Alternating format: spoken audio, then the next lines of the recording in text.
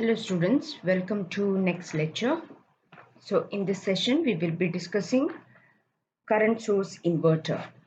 In the previous sessions we have discussed voltage source inverters because where the output voltage of the inverter was maintained constant there independent of the load.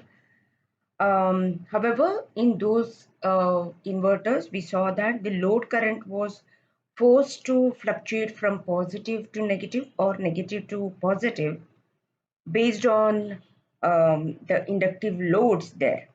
So the thyristors in those circuits were used with freewheeling diodes, right? Um, in those circuits, to maintain the inverter output voltage constant, a large capacitor was to be connected at the DC input side of the inverter. So in this session, we are discussing current source inverter. So the current from the DC source is maintained at an effective constant level in this type, irrespective of load or the inverter conditions. So to achieve this, a large inductance will be connected in series with the DC supply to enable changes of the inverter voltage to be accommodated at low values of di by dt, that is rate of change of current. So we want to maintain a constant current at the input level here in this type of the inverters. So to actually, as I mentioned in the previous sessions, there is no current source as such. We will not get any inverter with the current source exactly, but um, the voltage with the voltage source, if an inductor or inductance is connected in series, the current here is maintained constant. So because the current to the input is a constant current, we call this type of inverter as a current source inverter. So the applications will be like if you want to maintain the speed control of AC motors. Yeah, we know that inverters are used to convert DC to AC, right? At the output we want AC signal. So the applications is speed control of AC motors, induction heating, or say synchronous motor starting. So in this session we will be discussing how the uh, current source inverters work. So as I mentioned, the output current is maintained constant here irrespective of the load on the inverter, and the output is voltage is forced to change. Okay, so the constant current, to maintain the constant current, um, is provided by connecting voltage sources in series with the large inductance. Why large inductance? Because we know the property of the inductance that it won't allow the sudden change in current, right? So whenever we connect voltage source with the large inductance, then definitely the current produced across it will be a constant one. The current produced across the inductance will be a constant one. So let us go directly to the circuit diagram here. So this is the circuit diagram of a single phase transistorized inverter. As you can observe, there are 4 transistors here, Q1, Q2, Q3 and Q4. 4 transistors and 4 diodes are used, right? So diode D1, D2, D3 and D4. The diodes are used to block the reverse voltages appearing across the transistor. So just to maintain that the transistor will have only forward bias condition, just to avoid the reverse voltages appearing at the transistor, diodes are connected in series with the transistors. So because there must be continuous current flow from the source, look at the source here, because the current must be continuous, 2 switches, that is Q1, Q2, Q3 or Q4, any of the 2 switches must always be conducting, that is one from the upper and one from the lower switches. So one of them should be always, two of them should be always conducting.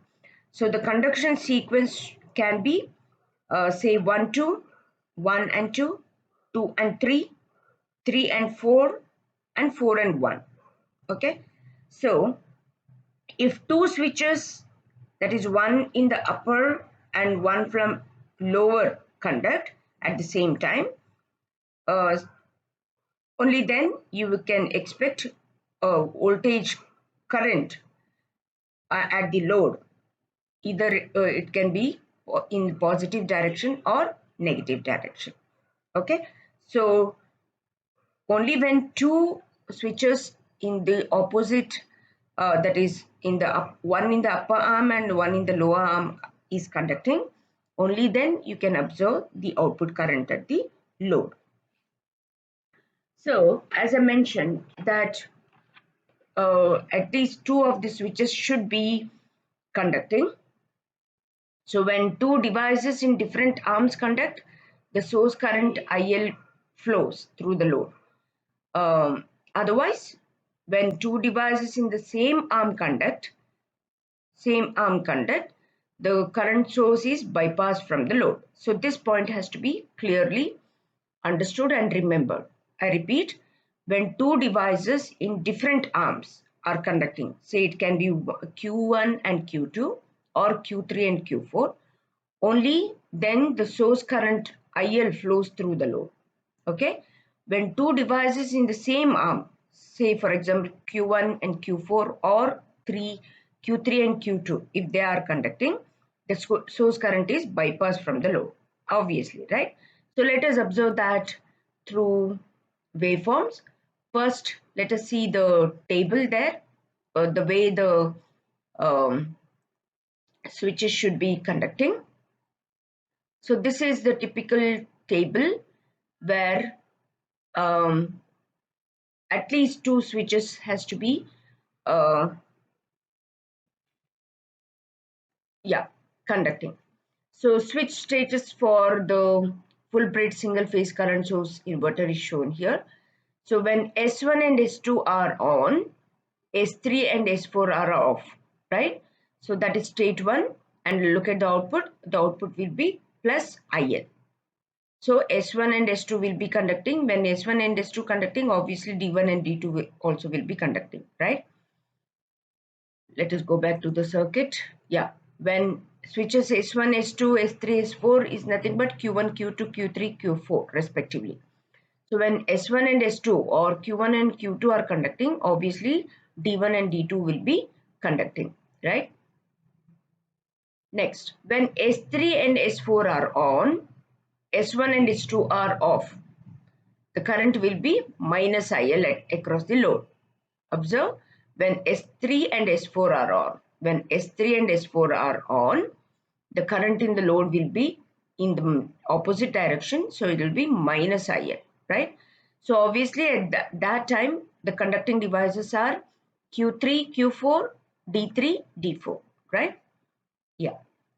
Then when S1 and S4 are on, S2 and S3 are off, and output, the load current will be 0, and the conducting devices are S1, S4 and D1 and D4. So if you observe Q1 and Q4, if they are on, look at this, the current path will be in this direction, so it is not reaching the load at all. So Q1 D1, Q4 D4 will be conducting when the current is passing in this path.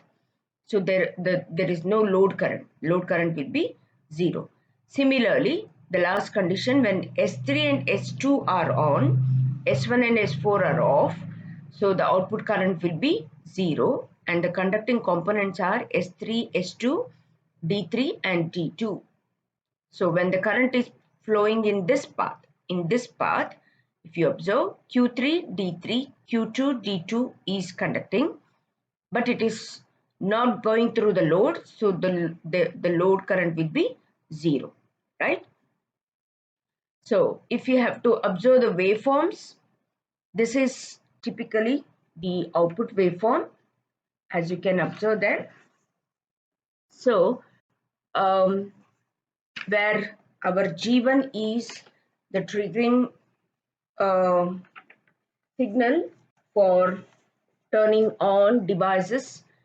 uh, Q1, G2 is for Q2, G3 is for Q3, and G4 is for Q4. Q1, Q2, Q3, and Q4 are the different transistors. So observe here. Let us observe the time instances here. So from 0 to pi by 2, if you observe, from instant 0 to pi by 2, transistors T1, Q1 and Q4 will be conducting. So if you observe there is no output, hence no current flows through the load, right? So this is the output current I naught. So during that time, when Q1 and Q4 are conducting, I hope I've shown the circuit here. Yeah.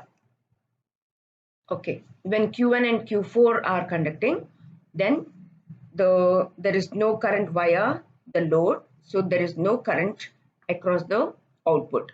So output current is 0 if you observe here in this instant from 0 to pi by 2. Now, because the supplies current is passing through Q1 and Q4, and as I mentioned, it is bypassing the load, so there is no output current. Okay. Now, between pi by 2 to pi instant, between the time instant pi by 2 to pi, if you observe, Q1 and Q2 will be conducting, and since we know the bridge network, how it works, the current path will be in this direction. So the current is flowing in this direction. The output current will be plus IL, that is positive IL. So if you observe here, the output between pi by 2 and pi is plus IL, what you observe here at the output. So from pi to 3 pi by 2 in the next time instance, Q2 and Q3 are conducting. So again, it is bypassing the load. There is no output current. This is the time instant. Pi and 3 pi by 2, right? Okay. And in the next time duration from 3 pi by 2 to 2 pi, Q3 and Q4 will be turned on or conducting, as you can see, because of the gate signals here. Okay, you can take it as a gate signal for thyristor or the signal to turn on the transistor, right? So between this time instant when Q3 and Q4 are turned on, yeah, the current path will be in this direction via the load, and since it is the current path is opposite to the load, it will be minus IL. So that is why you are seeing this waveform here. The output current is minus IL. So as you can observe here, it is a quasi square wave, as we had discussed in the previous session.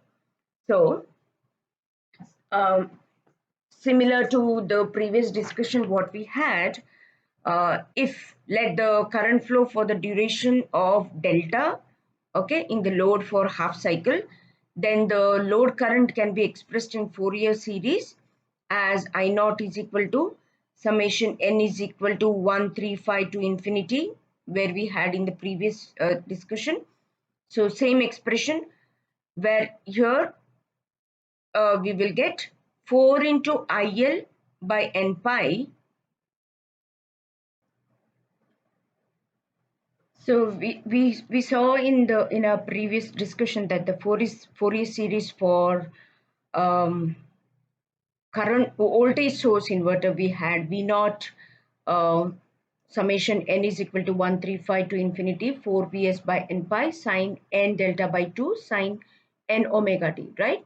So here similarly the load current expressed in terms of Fourier series the load current will be for current source inverter I naught replacing V with I, right? So I naught summation n is equal to 135 infinity for IL. Here we are talking about the output current. So IL, that is the current that is coming to the inverter, the at the input of the inverter. So 4 into IL n pi sin n delta by 2 sin n omega t. So if you observe there, by selecting the proper width of the current pulse, some of the harmonics can be eliminated in the load current. So this is the discussion of current source inverters. I bring to your notice that you have to make changes here in your load current. The expression what is shown here is for voltage source inverter. Okay, all right. So go through. If you have any doubt, please get back.